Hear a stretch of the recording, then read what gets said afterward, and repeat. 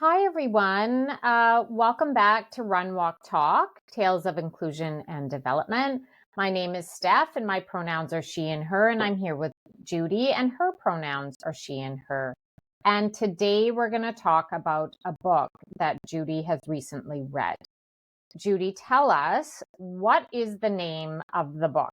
All right. Well, Steph, I've actually got the book right here. Hope you Mm-hmm. can see it. So the book is Secrets to Winning at Office Politics: How to Achieve Your Goals and Increase Your Influence at Work. And it's by Marie G. McIntyre. Okay. And when was the book published? So the book was actually written, it's almost 20 years ago, so Okay. 2005. Yeah. Okay. And now what drew you to this book and why Yeah. why read it? Why read it? Well, Steph, there's a little bit of a backstory. So I actually received an email advertising a brand new course being offered at one of the executive ed programs for one of the universities in Vancouver. And Mhm. the course looked really interesting to me. It focused on how to use politics at work for good. And I think Hmm. it was intriguing to me because when I think about politics in the workplace, it can often feel really disingenuous and, Yes. I imagine people using office politics for their own personal advantage and putting self over team or the organization. And Mhm. so this Mhm. course on using politics at work for good really appealed to me. But the dates for the course didn't work, and there were a few other reasons I couldn't attend it. So I thought, okay, well, what books are out there? And Mm. so, as many of us do, I did a little bit of a Google search, and this book came up, and it was highly rated. And so I thought, why not check this book out? And what I really like about this book is that it starts with the premise that politics isn't a dirty word, and the author Mm. really acknowledges that it's one of those Mhm. things that Mhm. people do not like to talk about. So people don't Mm. often want to admit Mhm. that, yes, there is politics within the workplace. Right. It's one of those things that we don't want to talk about. And yet, as she says, it's so critical to know how to navigate it. Oh my gosh. Okay. So what kind of guidance does the book offer? And I will say sort of the other Yeah. part is because you did sort of, when we think of politics, it is a bit of a yucky word. And a bit of like self-serving. So what does the author sort of what are those nuggets of wisdom for us? Well, there's quite a few nuggets of wisdom, and I think one of the pieces that really appealed to me, and I think this would appeal to you as well, is it focuses on the importance of direct communication. And it Mm, really focuses mhm. on how ultimately transparency is so important in our communication at work. And so, one of my favorite parts of the book is she speaks about, so much of politics is game playing, Mm, and us in the workplace trying to read between the lines to get a sense of what's going yes. on. And Yes. she really advocates for being direct and as much as you possibly can when you're encountering politics. Yeah. Um, Asking people, what are you after here? Like, what is your Mhm. motivation? What is the best outcome for you? And one of the things that she speaks about that I love is that so often when we're not direct with our communication, we get caught up in making all sorts of assumptions, right? So we come up with these ideas Yes. of why Yeah. people are acting the Yeah. way that they are. Yeah. And so she's really saying, like, let's be straightforward. Um, ask people. And I think this goes back to the theme that you and I find in so many of the leadership books that we read. You want to be clear with your communication, you want to be direct with your intent, you want to be above board as much as you possibly can. At the same Mhm. time, what I found really interesting is that she also overviews how do you start to understand and navigate power dynamics. And so I thought that Yes. this was really interesting. And she does it from a really practical perspective. And so one of the things that I really loved about this book is she's got lots of frameworks and exercises to do. Mm. Mm. And she gives you exercises for looking at your own organization and how do you Okay. start looking at what are the power dynamics within your organization. So, how can you start to figure out who has influence? Right. I know in previous podcasts we've spoken about That's right. sometimes it's not the person with the title, there's somebody else in the Yeah. organization who has a Yeah. lot of influence. How Yeah. can you figure out who that is? How can you start to figure out how decisions are made? And then how can you better navigate that once you have a sense of it? And I was thinking about it with relation to us. I think it is also going to depend a lot as you're kind of figuring that out on the organization that you work for, That's right. right? That's right. For Is it sure. public, private? Yeah. Are there Yeah. lots of leaders? Are there fewer leaders within the organization? That's all going to impact it. So I like that she gives these examples, and I think one of them Mm-hmm. that was interesting is what she calls a power grid. And so Okay. you're literally laying out for yourself, whether it's a piece of paper and a pen or you've got, your document open on your computer, who are the decision makers, who are the influencers, who are your supporters within the organization. Mm-hmm. And then you're really Mm-hmm. looking at how well do you know these people? How many Right. times do you interact with them? Interesting. Do they have power? Do they have influence? Do they have both of these things?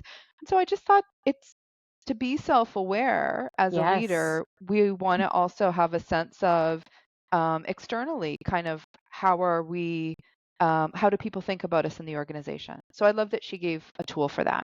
Oh, which I think, gosh, thinking about that direct communication piece, what came to mind was, and you nailed it when you said, if we're not clear in our communications, employees fill in, like it's basically fill in the gap with misinformation.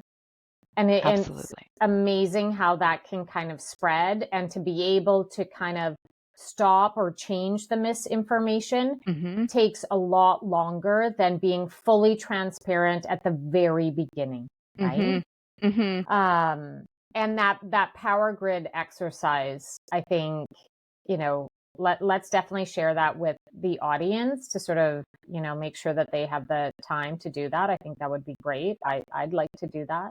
Mm-hmm. Um, let's talk about kind of, long-term personal and professional sort of goals and things like that around office politics. So, does the book offer any advice on how to ensure one's political actions are aligned with long-term personal and professional goals?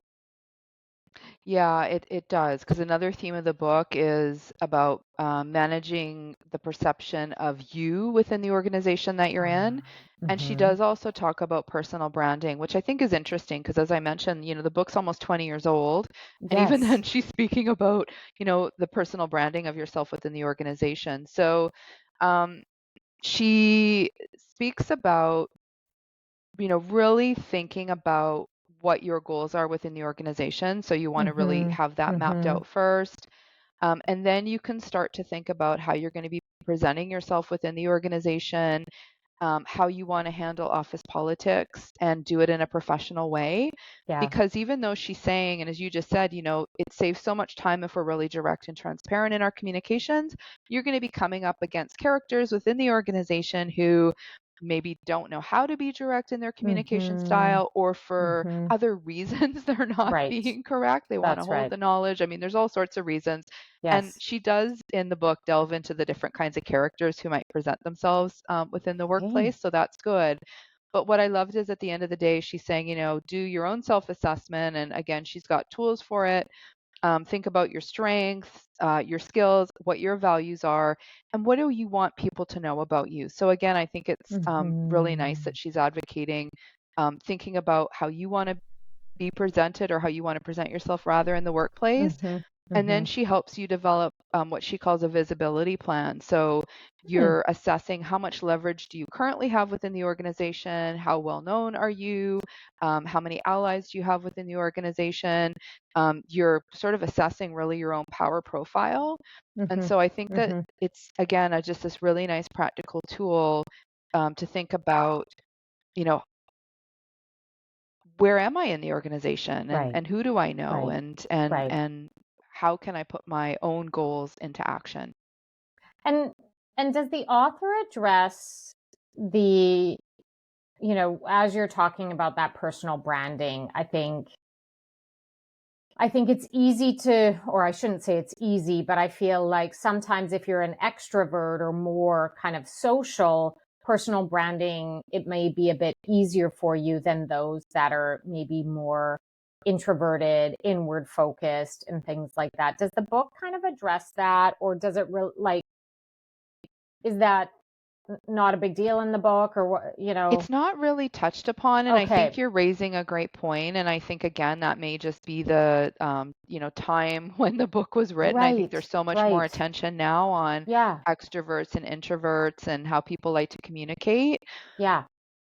And it's interesting you say that because I think the other thing that the book doesn't touch upon as well, which I think ties into the introvert extrovert and different Mm. ways of communication, it's taking place very much in an organization where everybody is, sort of in the same office. It doesn't really Ah. address we're working Mhm. remotely and we're working with people from different offices. And, Steph, what if you're in the office, the physical location that our boss is in, and you've got that That's quick right. and easy physical access Mhm. and I don't? Right? So it doesn't really touch on some of those pieces. So that's Okay. that I would say is missing. Okay, that's interesting. Is there anything else that you wanna touch upon that stood out? Yeah, well, again, and I think it again is just something that would be missing in terms of I wouldn't necessarily say missing, but I think it might be written a bit differently these days, or it would be thought of differently these days. Like some of it feels a little bit dated when it Mm, comes to speaking about maybe gender and issues related to DEI. So there's an okay. example in the book where the author describes a high performing employee.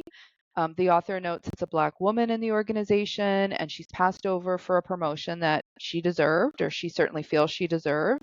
And she Mhm. believes it's due to race. Right. And she doesn't raise this and she disengages at work and she Mhm. avoids her Mhm. boss. And the message is really, don't make assumptions. Maybe race was a factor, maybe it wasn't. Don't Mm. disengage, Mhm. keep Mhm. improving your visibility in the Ah, organization. And I think that, today we acknowledge, or hopefully workplaces acknowledge, that there's systemic racism, right? So yes, it's not necessarily, or it shouldn't be on the individual. that's right.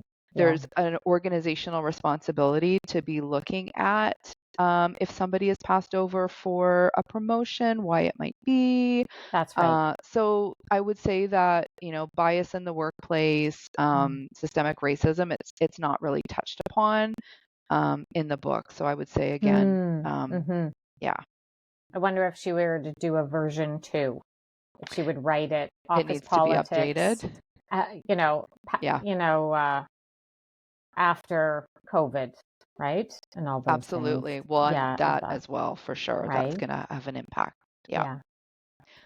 I'd still Well, recommend it though, Steph. I'd say if okay. somebody's looking, this is Yeah. a nice first entry level, we'll call it, book Yeah. to start thinking about politics in the workplace.